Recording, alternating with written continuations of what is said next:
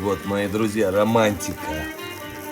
Куриные ножки по старинному рецепту средневековья в печи. А печь — это сердце дома, она накормит и согреет. Любимая печка. Благодарю за это жизнь и благодарю себя за те возможности, которые у меня есть. Обнимаю вас, мои друзья.